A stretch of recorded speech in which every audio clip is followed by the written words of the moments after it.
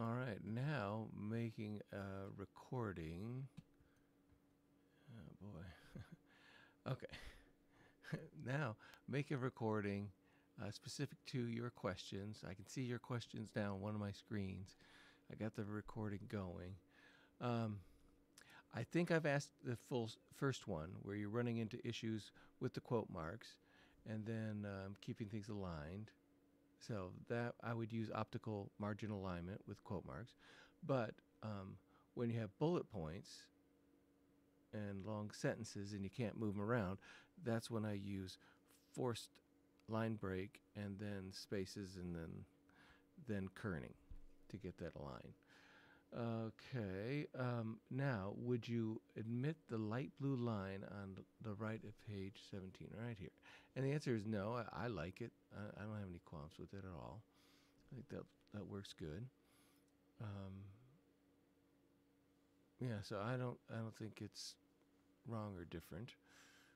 Duh, duh, duh, duh, Okay, the page numbers. Well, okay, you brought up a problem because you really have 18 pages, right? And 18 is not a true division of 4. If I divide, let's see, 18 divided by 4, I'm only going to get 4.5. So you're 4.5 sheets. So, okay, just imagine a sheet of 17 by 11, a tabloid size, sitting right in front of you. You fold it in half, right down the middle, and you basically get 4 pages, 2 exterior pages, 2 inside pages. Okay, that's what you're doing. You're making a print newsletter. So every time you want to add more pages, you have to add 4 pages. So, you know, 4 times 4, you should get 16. So you either have to cram it down to 16 or you're going to have to go up and just go up to 20 and add a couple pages if you're going to do this completely 100% right. Now, I don't expect a lot of students to understand this, so if you just ignore this, okay, I get it. But I hope you understand there is a reason and a rationale.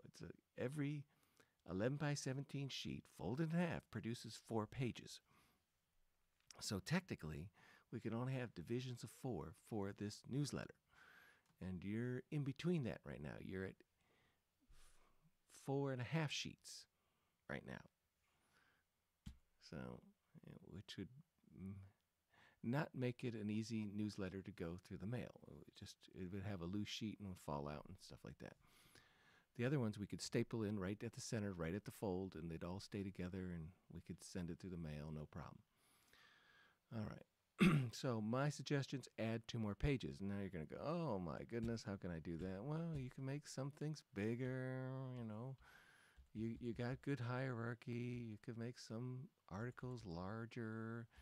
You could say that spread's kind of full. I'll just move some of this information, excuse me, over, etc.